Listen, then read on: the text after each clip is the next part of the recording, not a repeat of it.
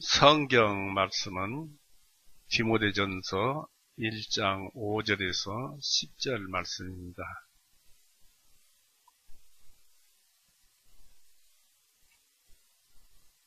디모데전서 1장 5절에서 10절까지의 말씀입니다.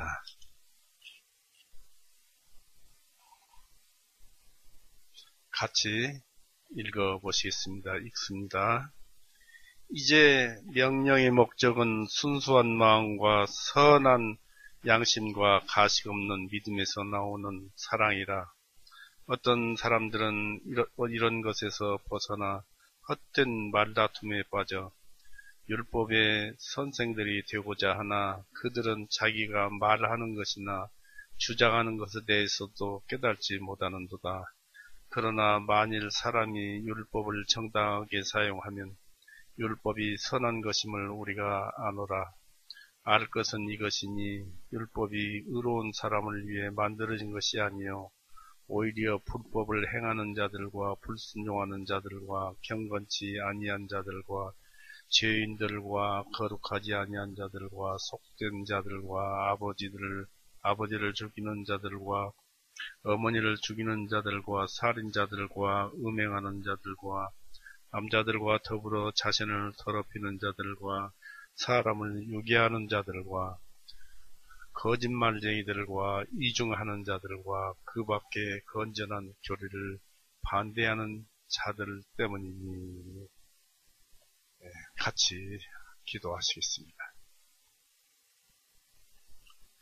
사랑이 많으신 하나님 아버지, 오늘도 은혜의 날, 구원의 날 펼치시고 이렇게 우리를 사랑하셔서 불러 모으시고 주님께서 오늘도 이 좋은 말씀을 읽고 또 이 좋은 말씀의 의미를 되새겨 살펴보시게 하여 주시오니 감사합니다. 주님의 말씀은 어제나 오늘이나 동일하시며 또 살아있고 영과 혼구가 골수를 찔러 쪼개 가르기까지 하신다는 그 말씀이 우리 심령에 역사하여 아직도 죽지 않는 생각들이 있다면 그것을 깨뜨려 주옵시고 주님께 한 걸음 한 걸음 더 나아가는 우리가 되도록 이끌어 주시옵소서.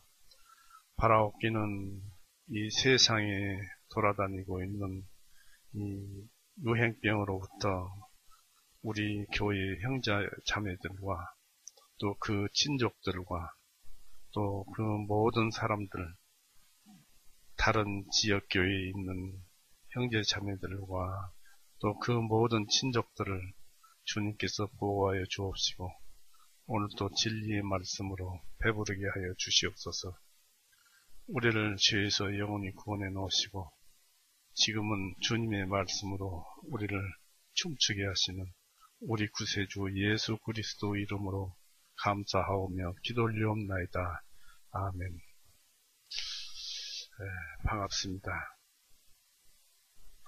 디모데 1장 5절은 명령 또는 계명의 목적은 순수한 마음과 선한 양심과 가식 없는 믿음에서 나오는 사랑이라 했습니다. 이런 사랑은 어떻게 해서 나오느냐면 하나님께서 성령님을 통해서 그 사랑을 우리 마음에다 부어주어야만이 그 사랑이 나옵니다. 그래서 그 사랑은 우리 속에는 이것을 아가페 사랑이라고 하는데 우리 속에는 없고 하나님께만 있는 것인데 그것을 우리에게 부어주심으로 인해서 그 사랑이 우리에게서 나오는 것입니다.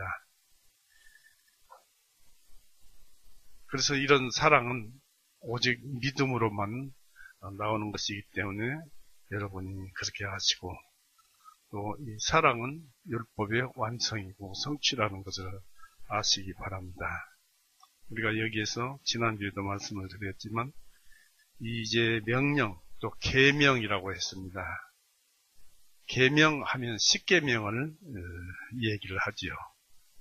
이 십계명이라는 말은 출애굽기 34장에 나오고 또 신명기 4장 13절이라든지 그런 곳에 십계명이라고 기록되어 있습니다. 십계명을 히브리어에서는 아세레스 핫데바림이라고 발음을 합니다. 그리고 영어는 텐 코멘트멘트, 또 헬라어는 노모스, 영어는 로라고 합니다.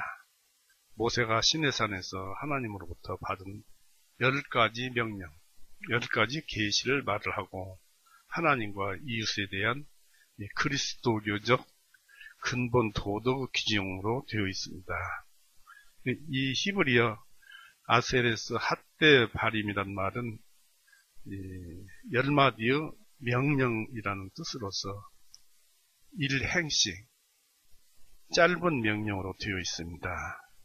현행 우리 구약 성경에는 출애굽기 20장 2절에서부터 17절까지 나오고 신명기 5장 6절에서 21절 중에 기록되어 있습니다. 이 십계명의 내용은 단순한 윤리 도덕이라든가 생활 신조 또는 법률로서 정해진 것이 아니라 하나님과 이스라엘 백성과의 사이에 독특한 관계, 즉 계약 또는 언약을 근거로 하고 출애굽기 24장 1절 8절에 그 피로서 하나님과 백성 간의 계약을 하는 내용이 기록되어 있습니다. 이 계명의 기초에서 행동하신, 일하신 하나님의 출애굽이란 대역사를 행하시고 또 이루신 공로를 근거로 해서 계약 내용을 하나님께서 이스라엘 유대 사람들에게 전해주고 정하셨다는 아주 중요한 특색이 있습니다. 여기서 공로의 근거란 무엇일까요?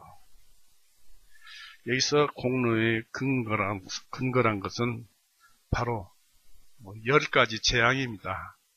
애굽 하면은 그때 당시는 죄로 통했었는데 죄에서 건져낼 수 있는 것은 바로 죄에 대한 그 10가지 재앙, 하나님께서 이스라엘 백성을 출애굽시키기 위해서 이스라엘 백성에게 전해준 10가지 재앙인데 이 10가지 재앙은 한편 우리가 구원받기 전에 우리 마음속에 하나님으로부터 어떤 그 공포와 두려움과 이러한 공포를 드러내고 마지막에는 우리가 죽음으로써 예수 그리스도의 말씀이 우리 심령 안에 들어오는 그런 것을 보여주고 또 묘사하고 있습니다. 이 계명은 이 첫 번째 계명은 이런 것입니다. 물이 피로 변하는 재앙입니다. 출애굽기 14장에서 24절까지 16절에서 24절까지 나오는데요. 또 두 번째 계명은 개구리 재앙입니다. 출애굽기 8장 1절에서 15절 가운데 나옵니다. 세 번째 재앙은 우리 이 알죠? 이의 재앙입니다. 출애굽기 8장 16절에서 19절 사이에 상세하게 기록되어 있고요. 네 번째 재앙은 파리 재앙입니다. 출애굽기 8장 20절에서 32절에 기록되어 있고요. 또 다섯 번째 재앙은 가축에게 역병이 걸리는 재앙입니다. 출애굽기 9장 1절에서 7절에 기록되어 있고요. 여섯 번째 재앙은 사람과 짐승에게 독종이 일어나는 것입니다. 출애굽기 9장 8절에서 17절까지 기록되어 있습니다. 또 일곱 번째 재앙은 우박의 재앙입니다. 출애굽기 9장 18절에서 25절, 또 9장 32절에 또 나오는데 여기에 보면은 이런 재앙 중에도 하나님은 그래도 조금씩은 남겨놓더라 그런 얘기입니다. 그 다음에 여덟 번째 재앙은 메뚜기 재앙입니다. 모든 것이 자라나면 메뚜기 떼가 싹 그냥 뜯어먹어버리는 그런 재앙이 있었고, 아홉 번째 재앙은 흑암의 재앙이었습니다. 그리고 이제 10번째 재앙에서는 이집트에서 난 사람과 가축의 초태생은 전부 죽음이 찾아오는, 죽는 그런 재앙이 10번째 재앙입니다. 그로 인해서 애굽의 바로 왕이 이스라엘을 내보내게 됩니다. 특히 8번째 재앙과 그 9번째 재앙에서는 아이들만은 이집트에다 놔두고 너희 이스라엘만 나가라. 그러니까 모세가 이 아이들도 다 나가야 합니다. 라고 하니까 또 말을 안 들어줬죠. 출애굽을 안 시켜줬죠.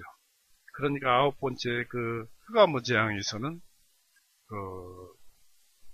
이제 그 짐승을 번제를 드릴 제사를 드릴 짐승은 놓고 나가거라 했습니다. 그러니까 모세가 하나님을 섬기는 데 있어서 짐승을 놔두고 가면 섬길 수가 없습니다. 즉 여기에서 우리가 살펴볼 것은 하나님께 성전에서 제사를 드리는 번제를 드리는 것은 곧 제사를 드림으로써 자신들의 죄나 범죄를 이스라엘이 깨닫고 그로 인해서 죄를 용서받는 그 하나의 그 모습인데 그것을 통해서 그림자로 보여주는 예수님을 보게 되는 것입니다. 완전히 죄는 사해지지 않지만 이 죄를 완전하게 사해 주실 분이 예수 그리스도 앞으로 오실 메시아시라는 것을 알고 때문에 그분이 모든 죄를 용서하신다는 것을 아는 사람들만 구약에서도 거듭난 사람들입니다. 그런데 그것을 놔두고 광야로 나가서 너희는 하나님을 섬기라 했습니다. 이것은 곧 예수님이 빠진 하나님을 믿으라는 것입니다. 우리가 하나님을 믿을 때 예수님이 빠지면 하나님을 알지도 못하고 믿을 수도 없는 것입니다. 그러자 이제 10번째 재앙에 애굽에서 난 초태생들은 전부 죽는 재앙이 내려서 전부 죽게 되니까 그때서야 애굽왕 파라오가 이스라엘에게 이제 내 맘대로 다들 데리고 나가라 해서 그때에 애굽에서 이스라엘 백성이 구원받는 이런 것을 우리는 보게 됩니다. 특히 이 재앙은 두려운 재앙이었어요. 첫 번째 재앙은 물이 피로 변하는 그런 재앙인데요. 출애굽기 7장 14절에서 24절까지 기록되어 있습니다만은 이 나일강이 제법 폭이 넓어요. 깊이도 수심도 있고 한강보다는 조금 좁지만은 그 다리가 길게 놔져 있어서 그 위를 차를 타고 걸어가 본 적이 있습니다. 그런데 그 나일강이 피로 물들으니까 사람들이 먹은 둘째라도 그 강이 피로 변하니까 사람들이 얼마나 공포 속에서 놀랍고 무서웠겠습니까? 피로 변했으니까요. 그리고 또 먹을 물이 없으니까 또 이건 고통이죠. 하나님께서 지옥을 보여주는 것 같은 그런 재앙들입니다. 그래서 갈수록 재앙이 심하다가 개구리 재앙, 이의 재앙, 파리 재앙, 가축에게 내리는 재앙들이 많이 있었는데 이것은 왜 또 그런 것들로 인해서 재앙이 내리느냐면 애굽에서는 이 짐승 또는 이런 파리 이런 것도 우상으로 섬겼어요. 애굽의 국립박물관을 가보니까 딱정벌레도 신으로 섬기고 있어요. 이런 그 사람들이기 때문에 그런 것들로 우상으로 섬기고 있는 것들로 재앙을 삼아서 10가지의 재앙이 되게끔 한 것입니다. 이 10가지 재앙이라는 그 기록에서 공통적인 것은 하나님을 섬기지 않으면 모두가 고통 중에 살다가 죽고 그 끝은 지옥불이라는 형벌을 받는다는 것입니다. 죽음이라는 것입니다. 우리는 여기서 하나님을 섬기지 않는 죄가 10가지 재앙을 몰고 왔다는 그 놀랍고 무서운 사실을 보게 됩니다. 첫 번째 재앙에서부터 마지막 재앙까지 하나님을 섬겨야 한다. 내가 섬기로 모세가 그랬습니다. 우리가 나가서 애굽을 떠나서 나가야 섬겨야 합니다. 섬겨야 합니다. 그런 말이 계속 나옵니다. 그래서 하나님을 섬기지 않는 죄가 10가지 재앙을 몰고 왔고 또 놀랍고 무서운 그 그 공포의 재앙을 보게 된다는 것입니다. 또 사람이 이 10가지 재앙으로 봐서 또 사람이 어떤 죄에서는 떠나려 하지만은 다른 죄에서는 떠나지 않으려 한다는 것입니다. 한 가지 재앙에서는 피할 수 있을는지 몰라도 또 그것은 허락할지는 몰라도 다른 재앙은 그대로 놔둔다는 것입니다. 즉 어떤 죄에서는 사람이 떠나려 하지만은 다른 죄에서는 떠나려 하지 않는다는 것입니다. 취사선택이죠. 어떤 범죄는 저지르고 어떤 범죄는 저지르지 않는다는 것입니다. 그러나 하나님 보시기에는 한 가지 죄만 남겨두고 다른 모든 죄에서 떠났다 할지라도 실상은 한 가지 남겨둔 죄 때문에 모든 죄에서 떠나지 않았다고, 모든 죄를 범했다고 하나님께서는 그렇게 말씀하십니다. 왜냐하면 남겨둔 한 가지 범죄의 그 죄 속에 세상의 모든 죄가 숨어있기 때문입니다. 모든 죄들을 행동하지 않고 한 가지 죄만 범하지 않는다고 해도 실상은 세상 모든 죄가 내가 범했던 그 속에 다 들어있는 것입니다. 그러니까 죄는 일맥상통해서 다 똑같으면서 같다는 것입니다. 야고보서 2장 한번 보십시오. 야고보서 2장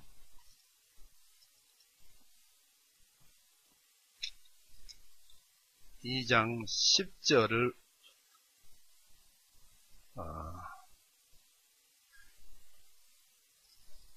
10절부터 볼까요? 11절까지. 누구든지 모든 율법을 지키다가 그 하나를 범하면 그는 모두 범한 자가 되나니 이는 간음하지 말라 하신 그분께서 또한 살인하지 말라 하셨기 때문이니 이제 네가 비록 간음하지 아니하였어도 살인하면 너는 율법을 범한 자가 되느니라 했습니다. 간음을 안 했어도 살인하면은 간음하는 죄를 짓는다는 것입니다. 그러니까 우리가 살면서 어떤 죄 한 가지를 지으면 세상에서 존재하고 있는 모든 죄를 다 지었다고 하나님은 그렇게 생각하십니다. 그래서 우리 마음에 이런 죄는 아무것도 아니야 하고 범죄를 저지르면 지독한 죄도 큰 죄도 범한 것이 된다는 것을 우리 그리스도인들은 생각하고 조심을 해야 할 것입니다. 다시 말해서 이 십계명은 은혜로 말미암는 애굽으로부터 구원이란 대역사로 인해서 그것을 근거로 인해서 필연적으로 구원된 자에게 주어지는 응답이고 언약하에 있는 하나님의 백성으로서 형성되어 가기 위한 교훈이 되는 것입니다. 구원 이후에 율법이 주어졌다 그런 얘기입니다. 그런데 십계명이란 이 규정의 서문으로서 기록되어 있는 나는 이집트 땅 종의 집으로부터 너를 인도하여 나온 주 너희 하나님이라 하셨습니다. 출애굽기 20장 한번 보십시오. 십계명을 좀 공부를 해보겠습니다. 출애굽기 구원해 놓으셨기 때문에 계명을 주신 거예요. 오늘날 우리가 죄로부터 구원받은 다음에 어떤 계명을 우리가 받지요? 율법과 같은 것. 바로 율법이 완성된 것이 바로 사랑이죠. 바로 구원을 받으면 예수님으로부터 한 계명을 받는데 그것은 바로 서로 사랑하라는 것입니다. 여기에 그 뜻이 숨겨져 있는 것입니다. 출애굽기 20장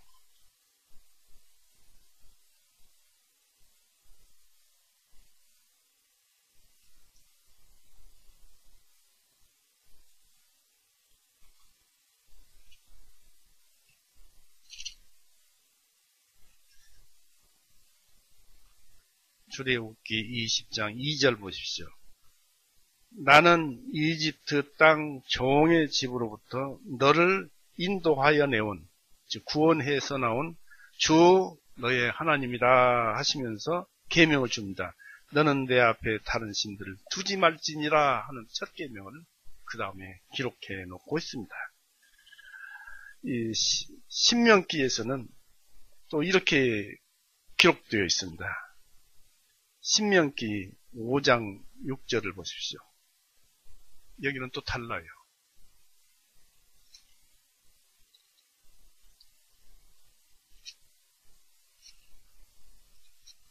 신명기 5장 6절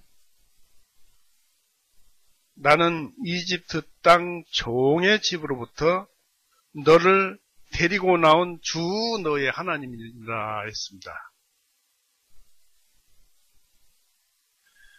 좀 다르죠? 종의 집으로부터 또 이집트 땅 종의 집으로부터 그리고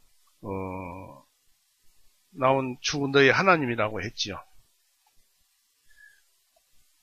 이것이 바로 십계명을 명령하신 그 명령의 근거로 되어 있는 것입니다.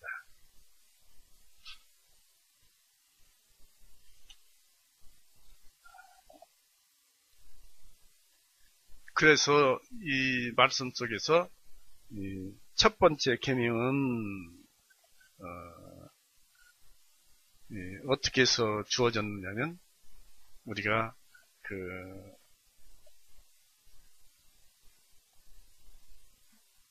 다시 한번 봅시다. 출애굽기 20장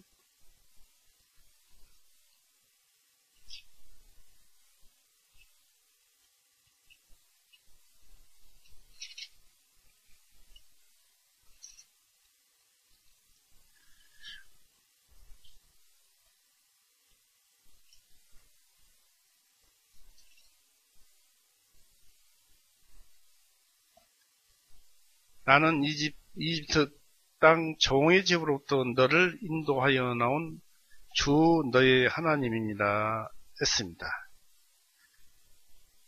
이 말씀과 아까 신명기 말씀을 잘 보셨을 것입니다만은 이 십계명은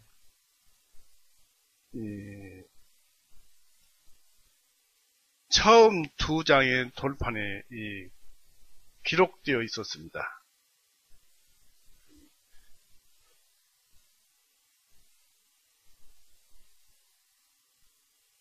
처음 그 두 장의 돌판에 기록되어 있었는데 출애굽기 24장 12절에 두 장이다고 했고 출애굽기 32장 15절에는 돌판 한 면에다만 말씀을 쓴 것이 아니고 양면에다 기록되었다고 합니다. 그러니까 십계명 두 돌판을 받았는데 두 돌판 다 양면에다 기록되었습니다. 십계명. 그리고 이런 말을 히브리서 9장 4절에서는 언약의 두 돌판으로 기록되어 있습니다.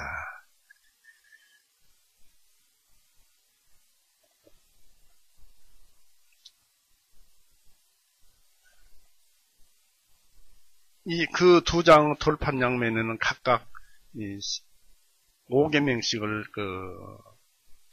씌어졌던 것으로 말해지고 있는데 첫 판에는 하나님에 대한 규정, 둘째 판에는 사람에 대한 규정으로 분류되어 있습니다. 다만 제5계명은 부모에 대한 그 존경이라는 규정을 사람이라고 해서 사람들의 이웃에 대한 규정으로 포함시키면 첫째 돌판은 1에서 4계명, 또 둘째 돌판은 5에서 10계명으로 됩니다.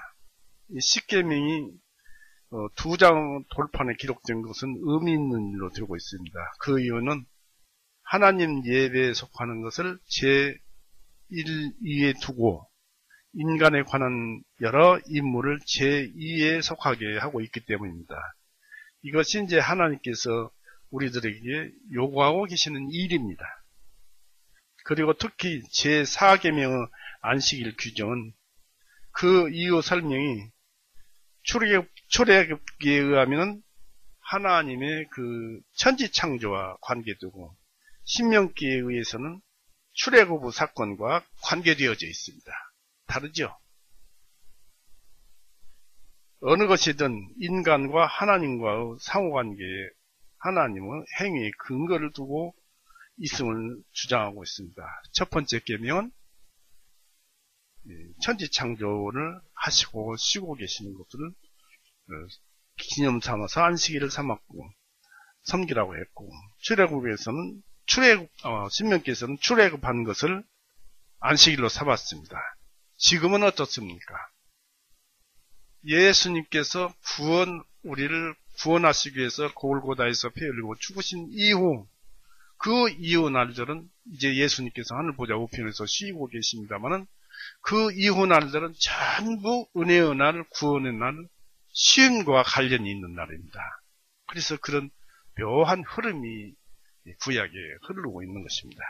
구약에서부터 신약으로 흘러나오고 있습니다.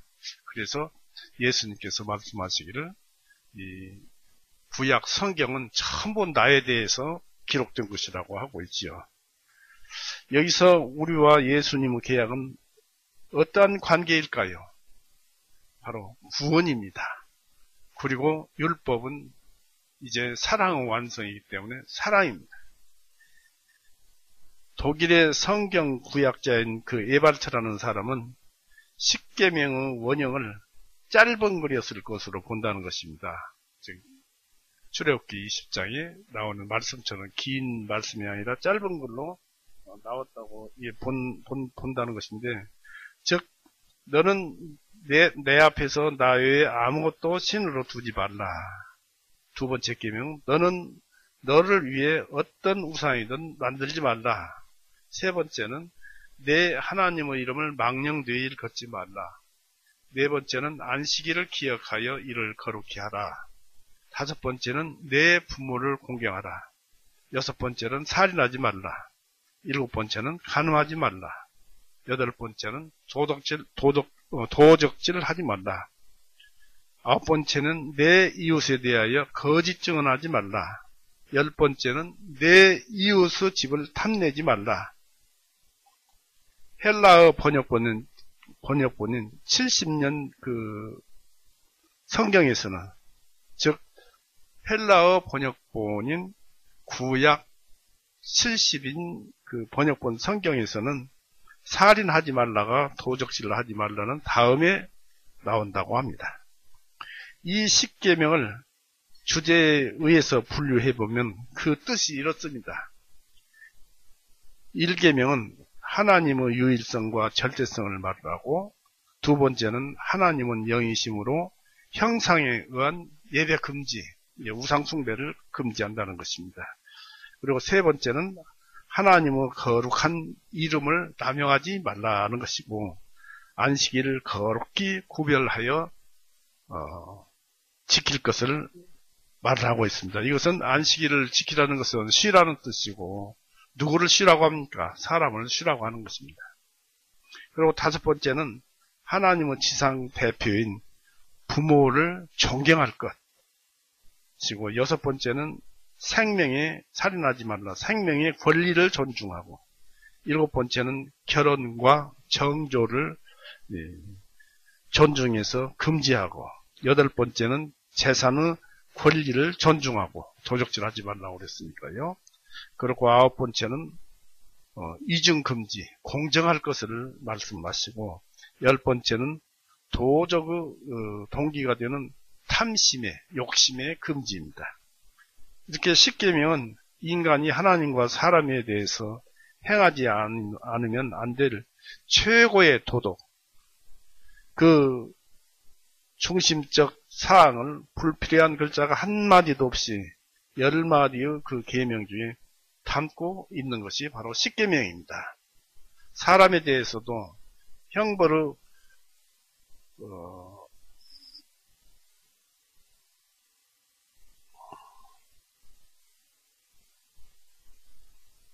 우리가 이런 그 말씀에서 잘 볼 수 있습니다만은 이 계명 중에 다 담고 있는데 이 십계명이 주어진 뒤에 지금 약 3,500년이 흘렀어요. 그 이상이나 경과가 되어 있어도 그 십계명의 훌륭함은 최고로서 조금도 감소되지 않고 있습니다. 옛날 구법이 지금도 이렇게 훌륭합니다. 그것뿐만 아니라 십계명이 전 세계에 준 영향은 측량할 수조차 없는 것입니다. 곧 법률적인 면에 있어서도 또한 인권 존중 면에 있어서도 안식일이 사람을 위해 있다는 그 말씀이 더욱 그렇습니다.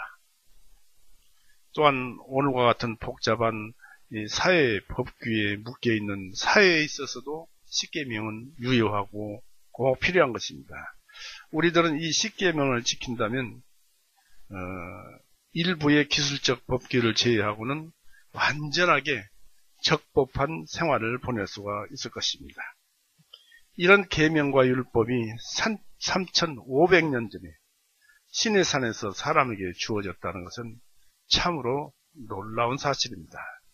그렇다면 십계명은 이스라엘 백성과 그리스도 교회에 있어서 어떠한 목적과 의미를 가지고 있는 것일까요? 그것은 도덕률의 의무와 효용성에 대해서 서너 가지 면이 있다고 신학자들은 지금까지 그것을 기록해서 얘기되어 오고 있습니다. 이 하나님의 거룩하심의 표준을 보여준 것과 함께 하나님께서 받아들여지는 유일한 의를 증거하고 제시해주고 있습니다. 또한 율법은 각 사람에게 자기의 불의를 지적해 가르쳐주고 스스로 인정하게 하고 최후에 악인의 죄를 정죄하는 직무를 가지고 있습니다. 사람은 이것을 보고 자기의 무력함과 죄만함을 깨닫게 됩니다. 로마서 3장 20절 보십시오. 로마서 3장 20절 그러므로 율법의 행위로는 그분의 눈앞에서 의롭게 될 육체가 없나니 이는 율법을 통하여서는 죄를 깨닫기 때문이라 했습니다. 또 5장 20절을 보십시오. 5장 20절에 더욱이 율법이 들어온 것은 범죄가 넘치게 하려 함이라. 그러나 죄가 넘친 곳에 은혜가 더욱 넘쳤나니. 이 말씀은 우리가 죄를 지었지만 이것이 죄인지 어쩐지 몰랐었는데 율법이 그런 것도 죄다, 이것도 죄다 하고 가르쳐주니까 범죄가 흘러넘치더라. 그런 얘기입니다. 또한 자신의 능력으로는 의에 도달할 수 없다는 것을 사람들에게 깨닫게 해줍니다. 자기 자신은 사람의 능력으로는 하나님께 갈 수 없다는 것입니다. 강제로 통제되지 않으면 의와 공정에 관심조차 두지 않는 사람에 대해서도 형벌의 공포에 의해서 그 악행을 억제케 하는 것입니다. 이것은 내적 감동에 의한다기보다는 외적 강제에 의하는 것입니다.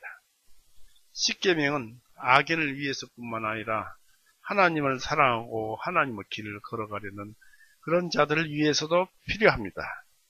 계명은 우리들의 마음을 계몽하고 하나님의 뜻이 무엇인지를 보다 확실하게 가르쳐주는 역할을 합니다. 시편에는 이렇게 기록되어 있습니다. 시편 119편 105절에 주의 말씀은 내 발의 등이요 내 길의 빛이니이다 라고 기록되어 있습니다. 이 사람은 자연법에 의해서 또는 양심에 의해 어느 정도까지는 선을 분별할 수 있을는지는 모릅니다. 그러나 하나님으로부터 계시가 없이는 선 그 자체이신 하나님의 뜻을 알 수는 없는 것입니다. 우리가 양심이 있지만은 선은 조금 알 수 있을 뿐이지 하나님은 선 자체인데 하나님의 그 뜻을 계시의 말씀으로 알 수 있다, 그런 얘기입니다. 그러니까 우리가 양심대로 한다는 것은 하나님의 뜻에 맞는 것도 있고 안 맞는 것도 있다, 그런 얘기입니다. 그리스도 성령에 의해서 믿음으로 거듭난 자에게 있어서 십계명은 어떠한 의미를 가지는 것일까요? 이 그리스도인은 이미 율법 아래에서 벗어나서 율법 아래는 있지 않습니다. 로마서 8장 1절 보십시오. 로마서 8장 1절, 2절. 그러므로 로마서 8장 1절 2절 그러므로 이제 그리스도 예수님 안에 있는 자들에게는 결코 정죄함이 없나니 이들은 육신을 따라 행하지 아니하고 오히려 성령님을 따르느니라. 이는 그리스도 예수님 안에 있는 생명의 성령의 법이 나를 죄와 사망의 법에서 자유롭게 했기 때문이라 했습니다. 그래서 거듭난 자는 율법 아래 있지 않습니다. 또 갈라디아서 5장 1절 보십시오.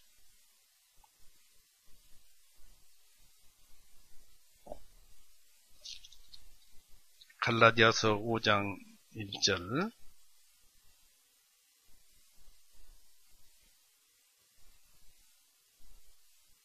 그러므로 그리스도께서 우리를 자유롭게 하신 그 자유 안에 굳게 서서 다시는 속박의 멍에를 매지 말라. 이 속박이라는 것은 율법을 가리킵니다. 그 자유 안에 굳게 서서 다시는 율법의 멍에를 매지 말라, 그런 뜻입니다. 이 거듭난 자는 성령에 의해서 걷는 자라고 합니다. 갈라디아서 5장 22절에서부터 봅니다. 22절에서 그러나 성령님의 열매는 사랑과 기쁨과 화평과 오래 참음과 친절과 선함과 믿음과 온유와 절제이니 이와 같은 것을 반대할 법이 없느니라. 그리스도께 속한 사람들은 육신을 그 애착들과 정력들과 함께 나무에 달아 못 박아버렸느니라. 만일 우리가 성령님 안에 산다면 또한 우리가 성령님을 따라 행할지니 했습니다. 그러나 동시에 율법은 하나님께서 요구하시는 거룩함의 척도를 우리에게 가르쳐 보여주시는 것으로 율법은 아직도 살아 있습니다. 구원받는 데는 율법이 최고이지만 그 구원받은 이후에 이 율법을 잘 활용을 해야 돼요. 그래서 그 율법은 아직 살아있는 것입니다. 그 구원받았다고 복음만 챙기고 율법을 챙기지 않으면 그 잘못된 거예요. 로마서 마태복음 5장 한번 보십시오. 마태복음 5장 18절 진실로 내가 너에게 말하노니 하늘과 땅이 없어지기 전에는 율법의 1.1획이라도 결코 없어지지 아니하고 모두 성취되리라 했습니다. 다 성취되는 것입니다. 또 로마서 3장 보십시오.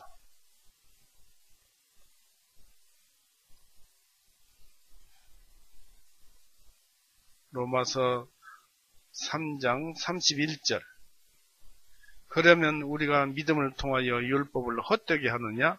하나님께서는 금하시느니라.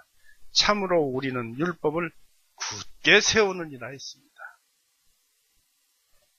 그래서 구원받으면 죄로부터 또는 그 구원을 받고 복음으로 구원을 받습니다만 그래서 복음만 얘기를 하다 보면은 우리의 생활은 어디로 갑니까?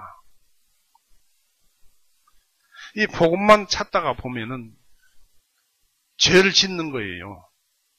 지금도 여전히 율법을 범하는 것은 범죄입니다. 그 죄를 범하면 히브리서 12장 말씀대로 아버지가 자식을 혼내지 않고 회초리로 때리지 않고 징계하지 않는 부모가 있더냐 해서 거듭난 자라도 징계를 받습니다. 그리고 심지어 징계는 고린도전서 11장에 보면은 죽기까지 하는 것입니다. 하나님께서 목숨까지 뺏어버립니다. 거듭났어도.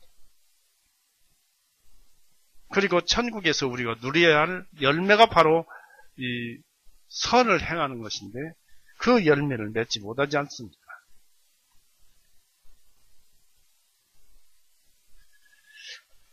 이같이 율법의 중요한 목적은 인간의 죄 많음을 명시해 주는 것에 의해서 구세주에 대한 소망이 생겨나게 하고 그 소망에 의해서 그리스도에게로 인도하는 몽학선생이 되는 것입니다.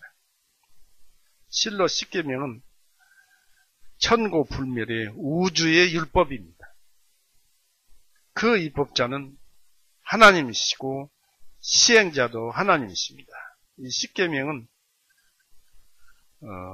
일찍이는 사람들을 저주 아래로 쫓아버렸으나 오늘날 은혜의 시대에 구원을 받은 자들에게 있어서는 그리스도 안에 있어서 하나님의 의와 사랑을 한층 더 잘 나타내는 것으로 되었습니다.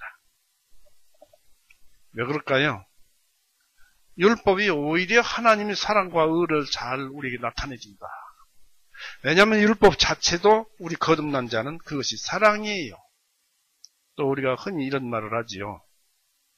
이 사랑이라는 것은 모든 율법에 대한 순종의 적극적인 원리가 사랑이다.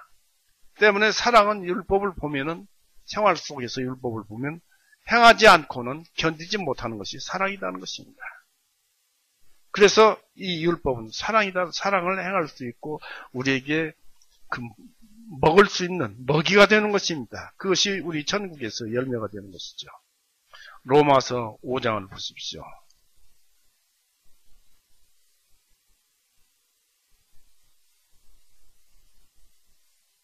로마서 5장 5절에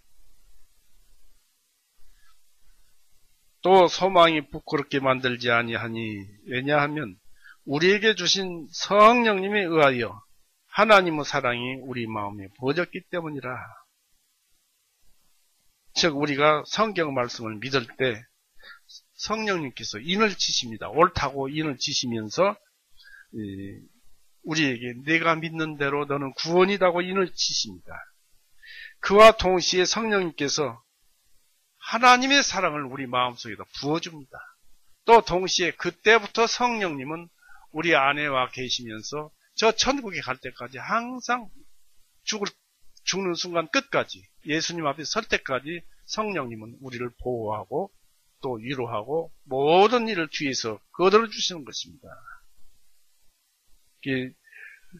그래서 우리는 그 마지막까지 성령님의 도움을 받고 사는 것입니다.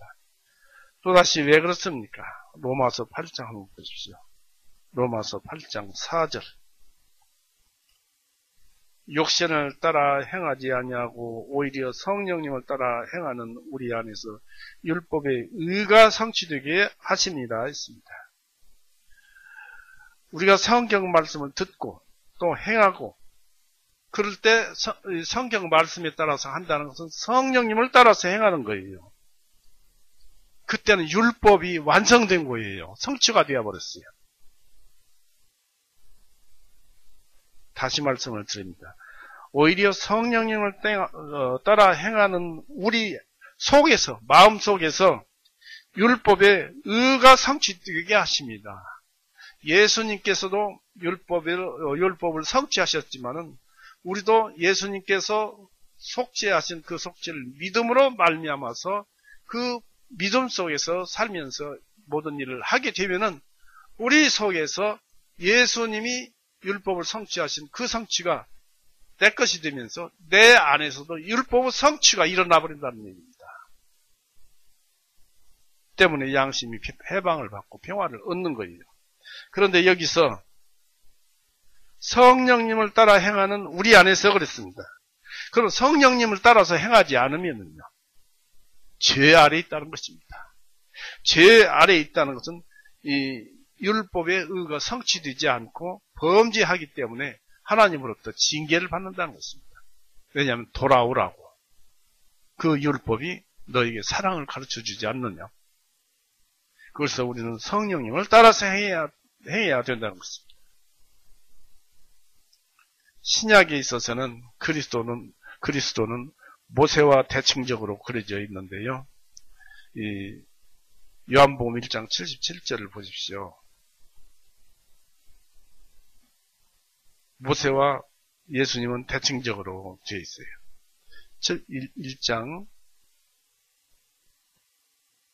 1장 17절. 이는 율법은 모세를 통하여 주신 것이나 은혜와 진리는 예수 그리스도를 통하여 왔기 때문이라 해서 대칭적으로 기록되어 있습니다. 또 요한복음 3장 한번 보십시오.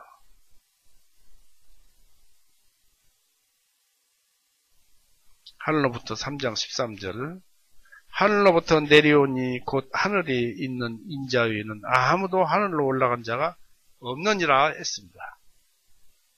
이래서 대칭적인 것인데, 이 십계명의 정신은 그리스도교적으로 심화되어 영적으로 되어 있어요. 구약 말씀이 영적입니다만은 신약에도 이 사도 바울은 로마서 7장 14절에 율법은 영적인 것이라고 그렇게 기록되어 있습니다. 이 그리스도에 의해서 성취된 것으로 13장 8절이죠.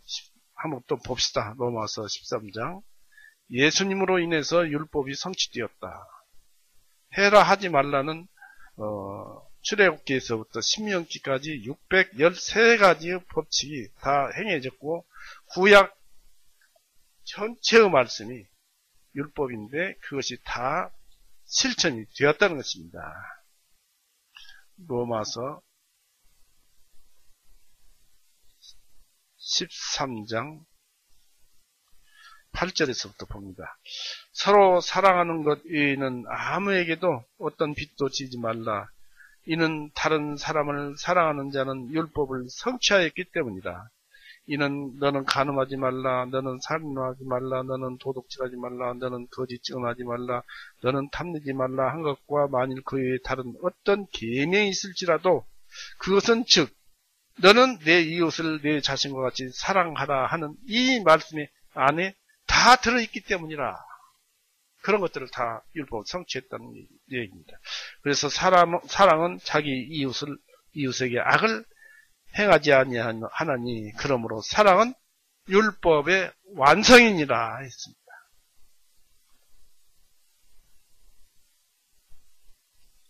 교회의 그 윤리 조항의 하나로서 중시되고 그 신앙 생활에서도 교육적인 역할을 다 하고 있습니다. 그리고 이 십계명 해설이라는 형식으로 이 그리스도교 교리를 말하는 부분이 포함되어 있습니다.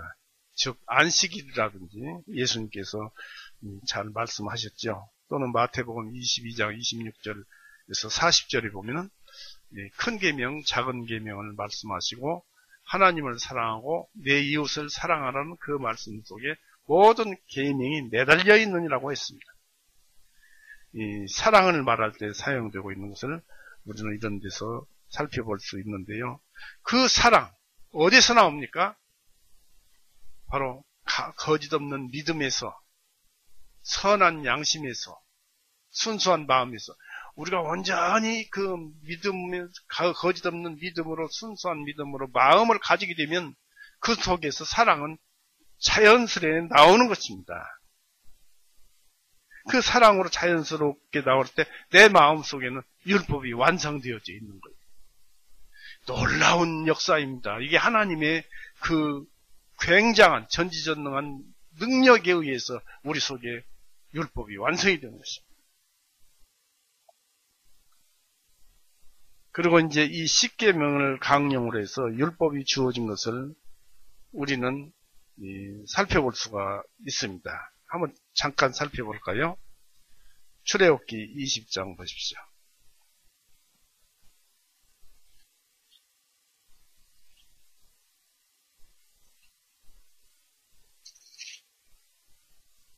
출애굽기 20장 2절서부터 보면 나는 이집트 땅 정오 집으로부터 너를 인도하여 나온 주 너희 하나님이다 했고요. 그 다음에 이제 너는 내 앞에 다른 신들을 두지 말지니라 이렇게 십계명을 20장까지 쭉 한 다음에 이제 24절 보십시오.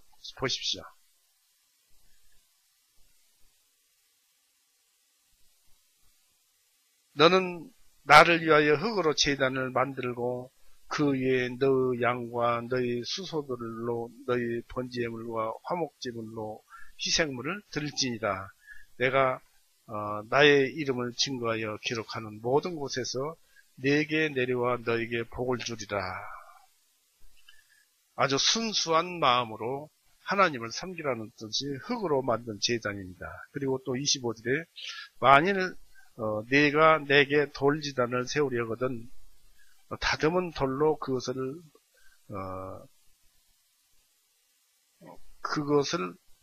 쌓지 말지니 이는 내가 돌 위에 연장을 대면 네가 돌 위에 연장을 대면 너는 그것을 이미 부정하게 한 것이기 때문이라 했습니다.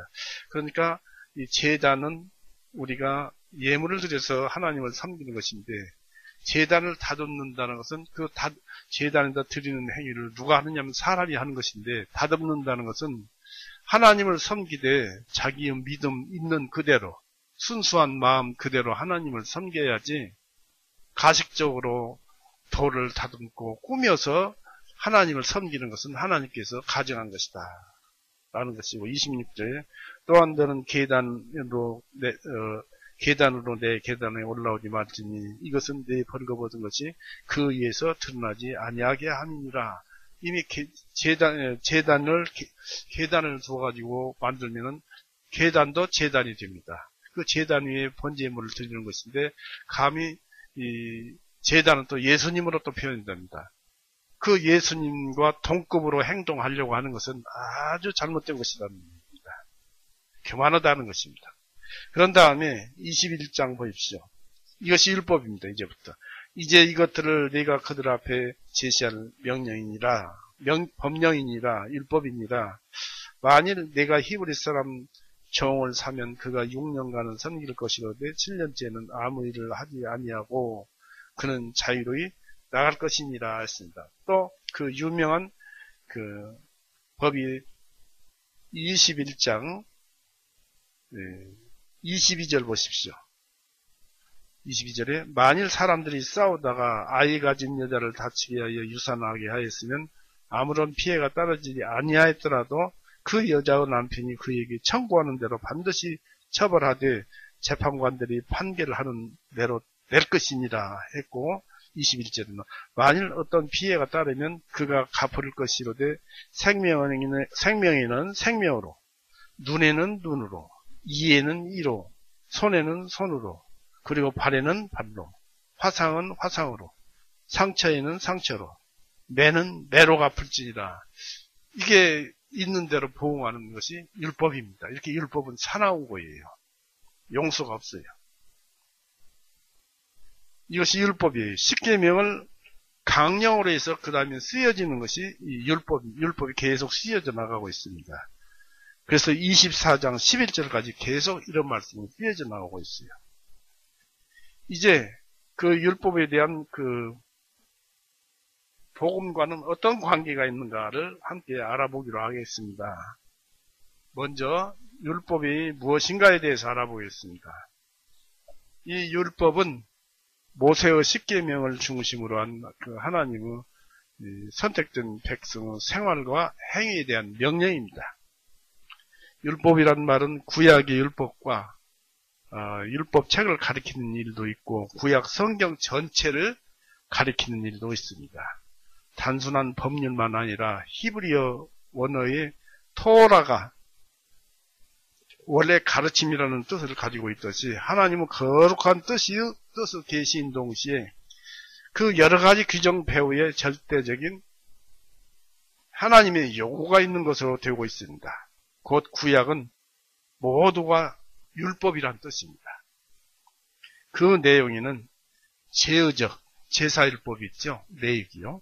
제의적 규정이라든가 사회적 규범도 포함되어 있지만은 기조를 이루고 있는 것은 윤리적인 것으로서 십계명을 물론이고 계약서, 즉 아까 출애굽기 20장부터 20장 이후서 23절 이후서부터 기록되어 있는 말씀, 계약서와 서로 그 하나님과 인간 간의 피로서 계약하는 그 계약서와 그 율법 또는 제의적 규정이 거의 전부인 내역에 있어서도 마찬가지라고 할 수 있습니다. 그러므로 율법의 중심은 하나님의 의입니다. 율법 자체가 하나님의 의예요. 이 율법을 따라 선을 행하는 자에게는 생명이 주어지고 악을 행하는 자는 죽음으로써 벌해지는 것이 의의 원칙입니다. 죄의 싹은 사망이다 이것입니다. 유대인들은 자력으로 율법이 행해질 수 있다고 했지만은 원래 이스라엘의 율법이 주어진 것은 출애굽 후 구원이 정해진 후이고 특히 홍해를 건너에 있어서 하나님은 이적적 은혜의 능력이 보여지고 있습니다. 나서부터입니다. 그 시내산에서 언약의 구체화로서 십계명이 주어진 것입니다. 구원되고 난 다음 먼저 은혜의 선택이 행해진 후에 계약이 체결되고 그 구체화로서 하나님의 백성의 생활 규정으로서 율법이 주어진 것입니다. 율법은 모든 그 하나님의 의와 선을 가리켜 나타내는 것입니다. 따라서 우리는 그 율법 속에서 놀라운 그 하나님의 의와 여러 가지를 발견하게 되는데 예수님 당시에 지독한 그 율법 주의적인 바리새파 주의는 율법의 행위에 의해서 구원을 획득하는 것으로 알았지만 출애굽의 구원과 율법의 계약이라는 그 순서를 뒤바꾸는 일인 것입니다. 구원을 해준 다음에 율법을 주었지. 율법을 준 다음에 지켜서 너희를 출애굽시켜 준다. 그런 뜻이 아니라는 얘기입니다. 그래서 율법의 요구를 앞에 두고서 그것에 따른 이미 가지고 있는 죄 때문에 율법을 자력으로 행할 수 없으며 죄를 자각한 것은 선지자였어요. 율법이 무엇이냐? 율법이 가지고 있는 이미 그 선대로부터 내려오면서부터 계속 죄만 짓는 자신을 발견하고 또 율법을 자력으로 행할 수 없다는 것을 또 죄만 깨달는다는 것을 아는 것이 선지자였어요. 왜 자신이 죄인가? 하나님의 백성이면서도 죄인이라는 것입니다. 우리도 그래서 믿음으로 천국 가는 것이지 우리의 행위로서는 천국 가는 거 아닌 것입니다. 다만 우리가 성령님을 따라서 사는 그 열매, 그걸 가지고 천국으로 가는 것인데 그런 일을 행하는 중에서도 죄를 범하는 수가 있다고 말씀을 드렸죠. 민수기 한번 보십시오. 이것을 깨달은 사람이 바로 민수기 19장 보세요. 에레미야 있어요. 민수기 19장 마지막 절. 아무리 그들이 올바르게 산다고 해도 율법을 지키고 산다고 해도 22절 보시면 부정한 혼이 만진 것은 무엇이든지 부정하고 그것을 만진 혼도 저녁 때까지 부정하리라 하십니다. 했는데 죄인이 만진 것은 무엇이든지 부정한 거예요. 그게 사람의 죄는 계속 대를 타고 내려오는 것입니다. 그 어찌할 수가 없어요. 특히 에레미야는 유명하죠. 사람의 죄가 얼마나 심각한가. 아무리 자기가 선하게 살아도 속에서 끌어오르는 죄는 어찌할 수가 없어요. 에레미야 17장 한번 보십시오. 예레미야 17장 9절 10절 만물보다 거짓되고 심히 사악한 것은 마음이라 누가 그것을 알 수 있으리요. 나 주는 마음을 살피며 나는 속 중심을 시험하나니 곧 각자에게 자기 행실에 따라 자기 행위 열매대로 보응하느니라 했습니다. 믿음 안에서 행하면 얼마나 좋은 열매를 맺겠습니까? 그런데 그 마음 안에는 무엇이 있습니까? 심히 사악한 것은 마음이라 누가 그것을 알 수 있으리요. 누가 세상에서 나는 선하다고 할 수 있는 사람이 한 사람이나 있는가 보세요. 씨도 없어요. 이것을 깨달은 사람이 예레미야예요. 메시아, 예수님 한 분이 아니면 안 된다는 것입니다. 그래서 예레미야 2장 다시 한번 보십시오. 2장 22절. 이는 비록 네가 잿물로 씻고 많은 비누를 쏟을지라도 오히려 내 죄악이 여전히 내 앞에 있느니라. 아무리 죄를 씻어도 죄는 내 앞에 있다라는 얘기고, 내 앞에 있다는 얘기고, 13절 보십시오. 13장. 레위기 13장, 예레미야 13장 23절.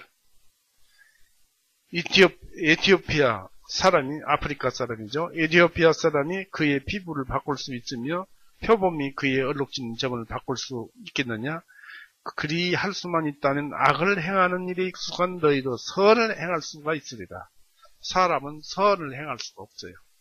믿음 안에서 성령님을 따라서 행할 수밖에 없는 것이 우리가 가지고 있는 은혜요, 우리의 의무요, 임무입니다.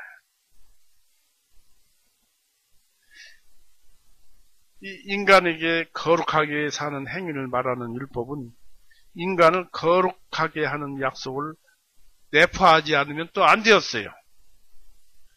즉 무슨 말씀이냐면 율법은 너 올바르게 살아라, 나쁜 짓 하지 말아라 하는 것을 말할 때는 왜 그런 말씀을 율법을 통해서 말씀하셨는가 하는 그 속에 들어있는 그 뜻을 알아야 돼요. 그 약속을 알아야 돼요. 그 약속이 내포한 계시를 전해준 예레미야가 바로 율법의 속마음을 전해준 그런 사람이 누구냐? 바로 예레미야인데 예레미야 31장을 보십시오. 바로 율법이 내포하고 있는 그 뜻이 예레미야 31장 한번 보세요.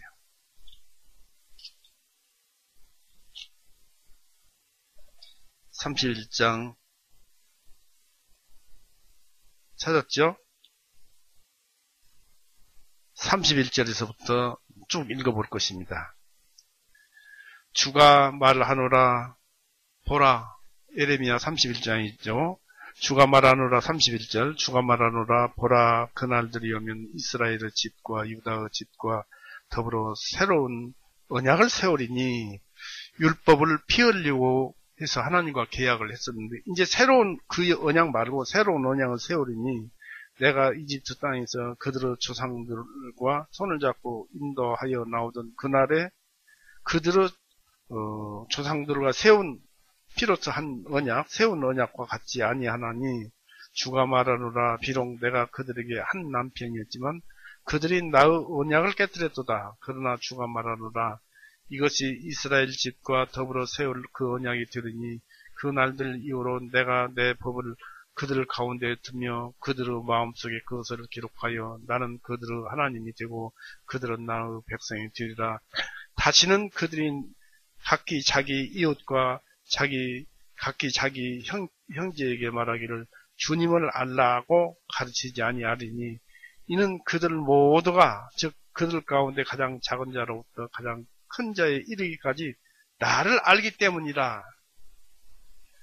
내가 그들의 죄악을 용서할 것이며 다시는 그들의 죄를 기억하지 아니하리라. 주가 말하노라. 바로 예수님께서 오셔서 모든 죄를 용서하실 것을 그 율법이 내포하고 있었다는 것입니다. 이것을 발견한 사람들은 죄를 용서받은 거예요.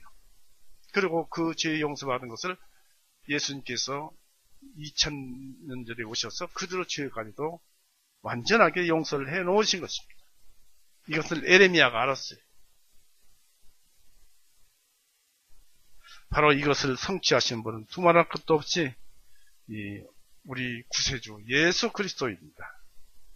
예수 그리스도는 모세의 율법을 폐하기 위해서 온 것이 아니라 성취하려 오셨다고 말씀하시고 마태복음 5장 17절에 기록되어 있죠. 또 하나님은 말씀이라고 하셨습니다. 율법을.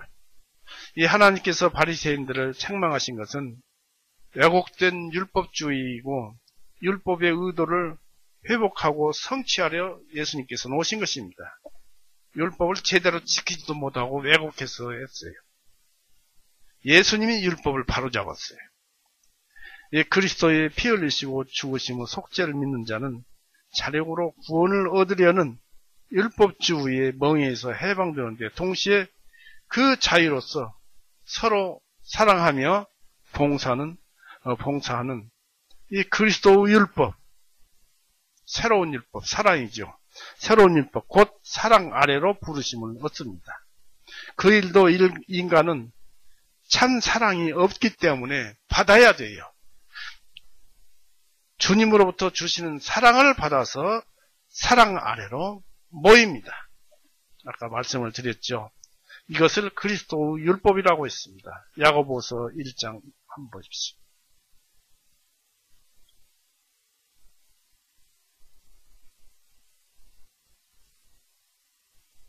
야고보서 1장 25절. 그러나 자유롭게 하는 완전한 법을 들여다보며 이 사랑입니다. 그 안에 꾸준히 거하는 자는 듣고 잊어버리는 자가 아니라 그 일을 행하는 자니 이 사람은 자기의 행하는 일에서 복을 받으리라. 사랑하는 자는 복을 받으리라 했습니다. 또다시 2장 한번 보십시오. 야고보서 2장 12절. 너희는 자유롭게 하는 법으로 심판받을 자같이 말도 하고 행하기도 하라. 즉 내가 사랑을 했는가 사랑하지 않았는가. 사랑했으면 이 은혜로 상을 받을 것이고 사랑하지 않았으면 그걸로부터 징계를 받는다는 그런 법을 야고보서 2장 12절에 기록한 것입니다. 그리고 인간의 모든 죄를 사하기 위해서 이 생명을 내던진 예수님의 행위는 사람을 사랑하셔서입니다. 제오싹은 사망이지요. 아담 한 사람으로 인해서 죄가 들어왔죠. 근데 제오싹은 사망이니까 죄가 온 인류에 퍼져서 모든 사람들의 죄인이잖아요. 근데 예수님 한 분이 피 흘리고 죽으심으로써 모든 사람들의 죄가 용서가 됐는데 어떻게 해서 그렇게 될까입니다. 로마서 5장 19절 한번 보십시오.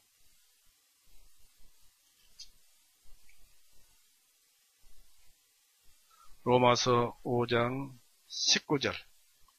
이는 한 사람 불순종으로, 아담이죠. 이는 한 사람의 불순종으로 인하여 많은 사람이 죄인들이 된 것까지 한 분의 순종하심으로, 예수님이죠. 한 분의 순종하심으로 많은 사람이 의롭게 될 것이기 때문이다. 어째서 그렇습니까?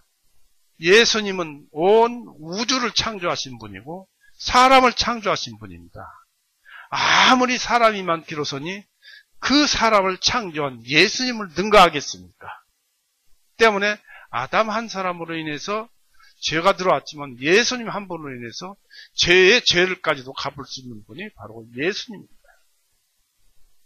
그래서 우리는 마음 놓고 예수님을 사랑하고 믿고 사랑할 수 있는 것입니다. 그리고 인간의 모든 죄를 사하기 위해서 이 생명을 내던지신 예수님의 행위는 완전한 그 사랑을 드러냈고 그것으로 그 속에서 만들어진 사랑이 우리 가슴 속에 들어와 있는 것입니다.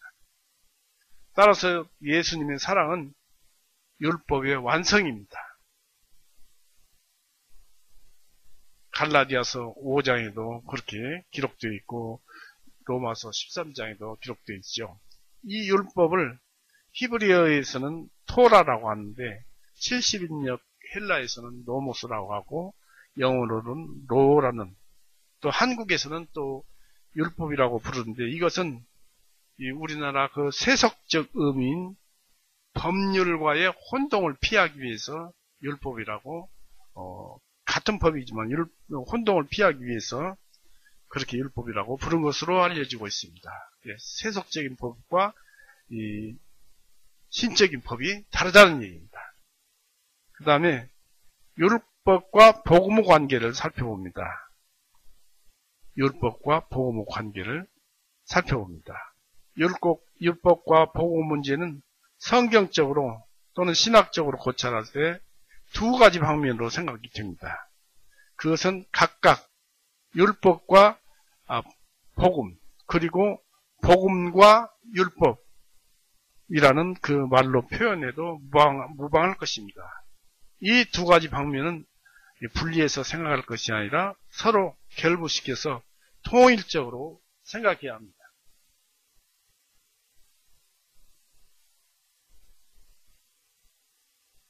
먼저 율법과 복음을 살펴봅니다. 신약 성경에 있어서 구약의 율법과 신약의 복음과의 관계가 명확하게 말해져 있습니다.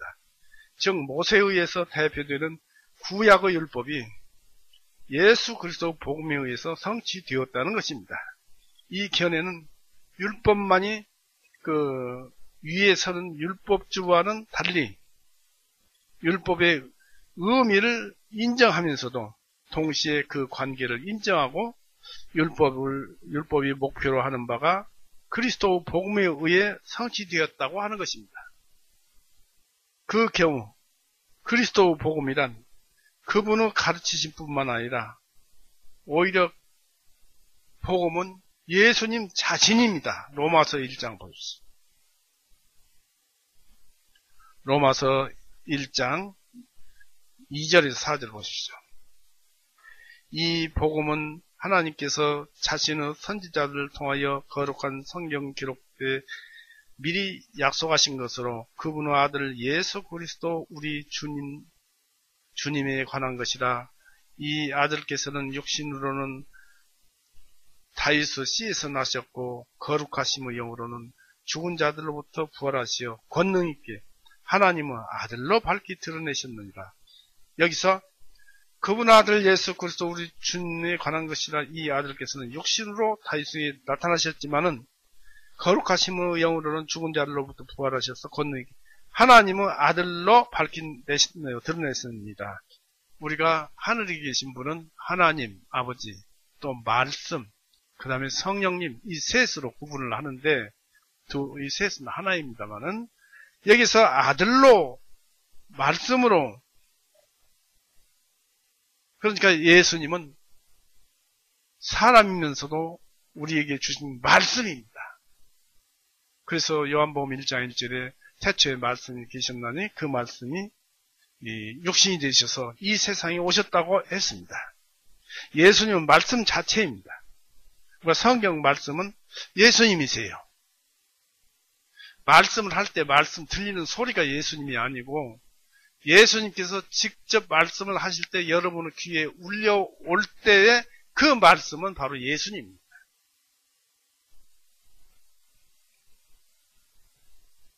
그리고 예수님에 의해서 성취된 구원의 일하심, 그 자체가 예수님이요 또 성경입니다. 로마서 3장 25절 보십시오. 로마서 3장 25절. 이 예수님을 하나님께서 그분의 피를 믿음으로 말미암은 한 화해 예물로 내어 놓으셨으니 이것은 하나님께서 오래 참으사 지나간 죄들을 사하심을 인하여 자신의 의를 밝히 드러내심이요. 예수님이 나오지만 이 말씀 자체가 예수님이라는 사실입니다. 이 성경 말씀은 예수님이에요. 그리고 그리스도에 의한 구원의 역사는 하나님의 특별한 은혜이고 스스로 예수님께서 행하신 것입니다. 또 그런 의미를 가지고 있는 것으로 이해되고 있는 것이 로마서 3장 24절에서 26절까지 나오죠. 그리스도 예수님 안에 있는 구속으로 말미암아 그분의 은혜로 값없이 의롭게 되었느니라. 이 예수님을 하나님께서 그분의 피를 믿음으로 말미암은 한 화의 예물을 내어놓으셨으니 이것은 하나님께서 오래 참으사 지나간 죄들을 사하심으로 인하여 자신의 의를 밝히 드러내시고 내가 말하거니와 곧 이때 자신의 의를 밝히 드러내셔서 자신도 의로우시며 또한 예수님을 믿는 자도 의롭게 하시는 이가 되시기 때문이다. 이 말씀 자체가 바로 예수님이세요.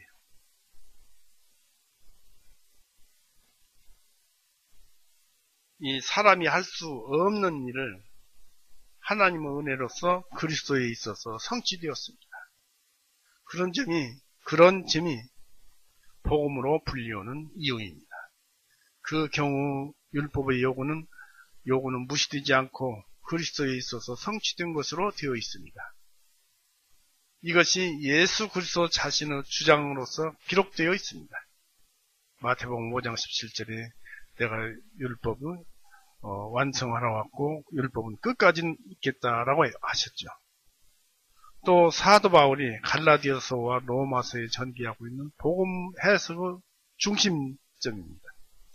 바울은 그리스도 죽으심은 하나님의 은혜이고 이 죽으심이 죄에 대한 율법의 성스러운 요구가 되어진 것이라고 말했습니다. 바로 예수님은 로마서 3장 25절을 읽어보셨지만은 갈라디아서 3장을 보세요. 갈라디아서 3장 이 13절이 우리가 자주 읽어봅니다만은 이 갈라디아서 3장 13절을 읽어야 합니다. 이해가 되어야 합니다. 13절 보세요.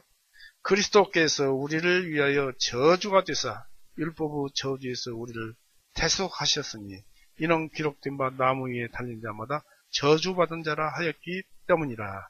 이게 무슨 말씀이냐면은 예수님께서 세상 죄를 다 짊어지고 가져가셨다는데 죄가 세상에는 남지 않느냐? 그럴 때 예수님께서 대신 그 죄에 우리가 지은 죄 때문에 골고다에서 피 흘리고 죽은 그 저주, 그로 인해서 우리 죄가 용서된 거예요. 그로 인해서 죄는 사멸된 것입니다.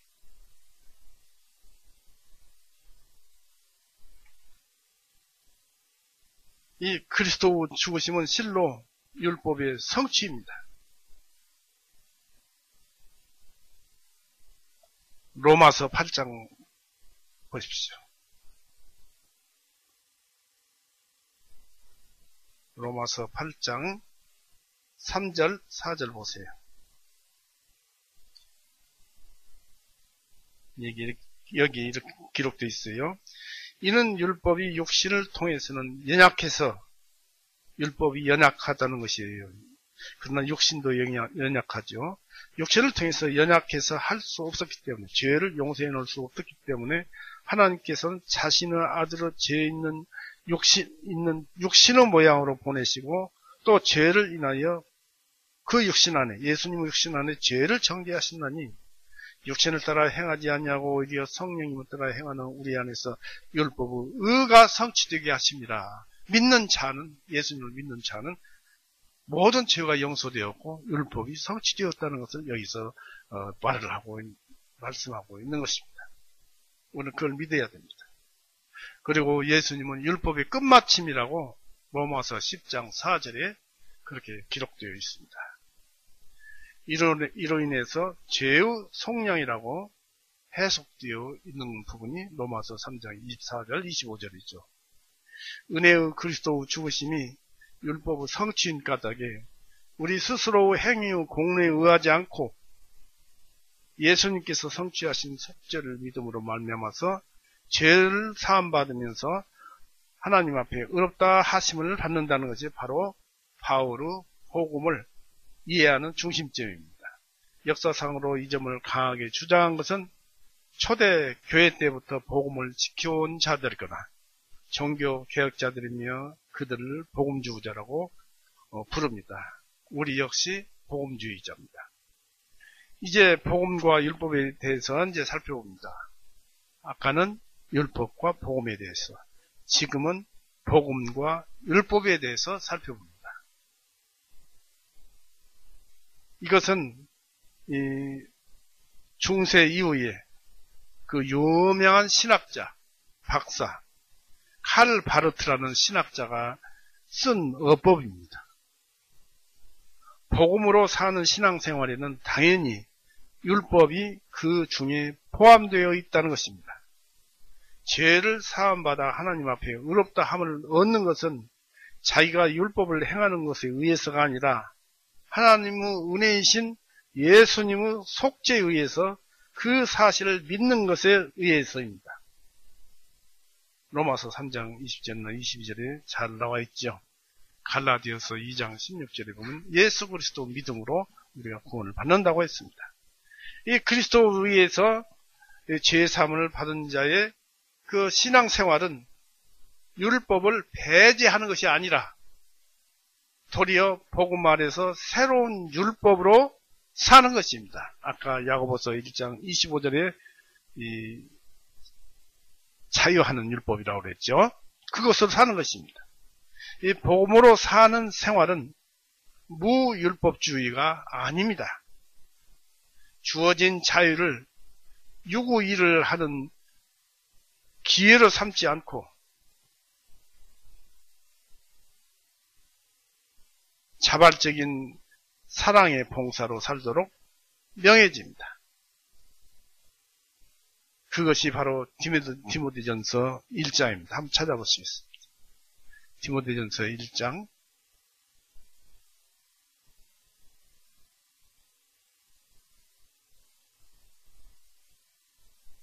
8절에서 10절을 보십시오.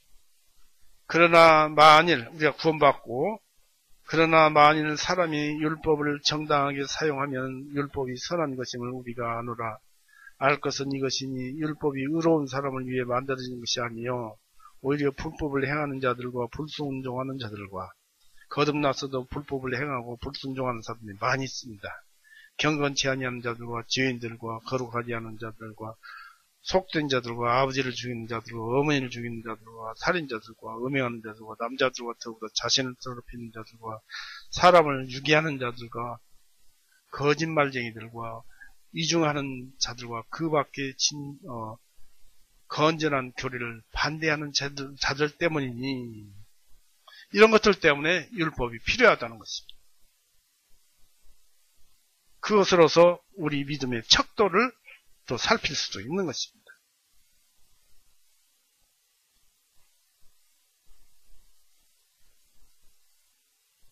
이러한 그 복음 아래 있는 율법을 바울은 그리스도 율법이라고 불렀습니다.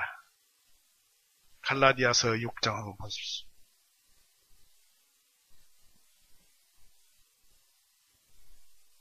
갈라디아서 6장 2절 너희는 서로 짐들을 지라 그리하여 그리스도 법을 성취하라. 사랑의 법을 성취하라. 사랑을 성취하라는 뜻입니다. 너희는 서로의 짐들을 지라 그리하여 그리스도의 법을 성취하라 했습니다. 이 사도 요한은 새 계명이라고 요한복음 13장 34절에 일렀고 또 요한일서 2장 한번 보십시오. 여기에도 그렇게 기록되어 있습니다. 요한일서 2장 8절 또 다시 내가 너희에게 새 명령을 쓰노니 새 계명을 쓰노니 이것은 그분과 너희에게 참된 것이라 이는 어둠이 지나고 이제 참빛이 비치기 때문이라. 사랑하고 살라는 것입니다. 그러나 그리스도의 율법은 스스로가 율법을 행하는 율법주자가 아니라 사랑을 행하는 자는 스스로 자기가 사랑한다고 나 형제님 사랑합니다. 나 자매님 사랑합니다. 누구 사랑합니다. 하고 자기가 말로만 만들어서 하는 그런 사랑이 아니고 찬사랑입니다.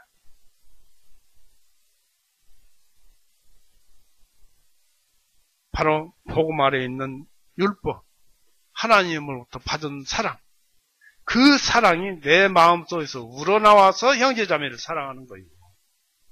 그것이 진정한 사랑이에요.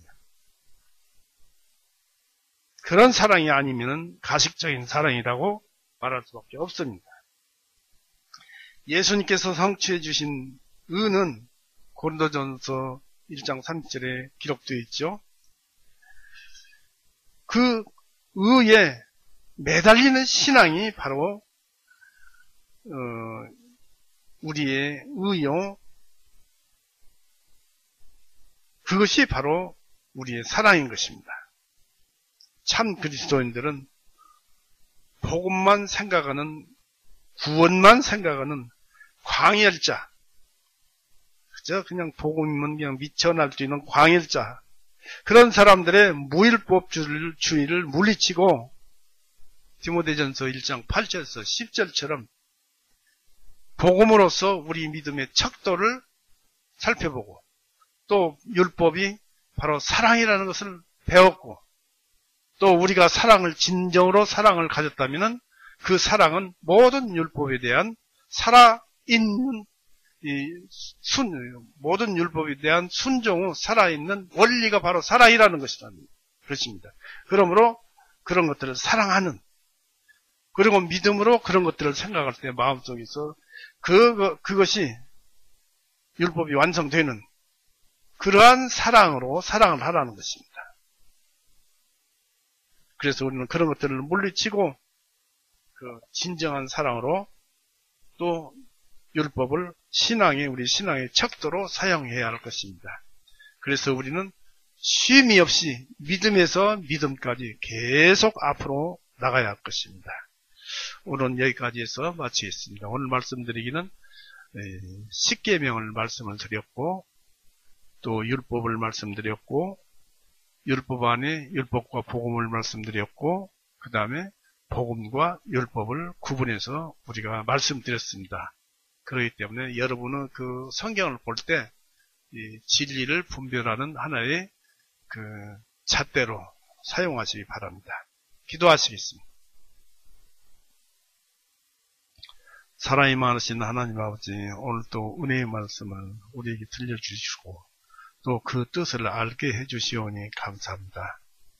주님의 말씀은 참으로 살았고 운동력이 있어서 날카롭고, 또 지금은 우리 귀가 그걸 들었지만은 이해가 안 되더라도 시간이 되면 다 이해가 되고 마음에서 춤추는 그런 말씀이 될 것입니다. 또 모든 성경이 그와 같이 기록되어 있고 그런 이치로 기록되어 있어서 오직 우리는 예수님만 찬송하고 예수님만 구하고 소망하는 우리가 되도록 이렇게 기록해놓고 우리를 세상에 내보내신 줄 압니다.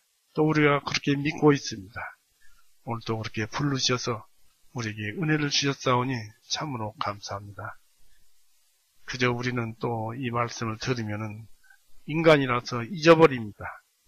말씀 들은 것을 잊지 않도록 하여 주시옵고 마음에 되새겨서 주님을 섬기는데 바른 잣대로 삼아 주시옵소서. 오늘도 감사하며 예수님의 이름으로 기도드렸사옵나이다. 아멘. 마치겠습니다. 찬송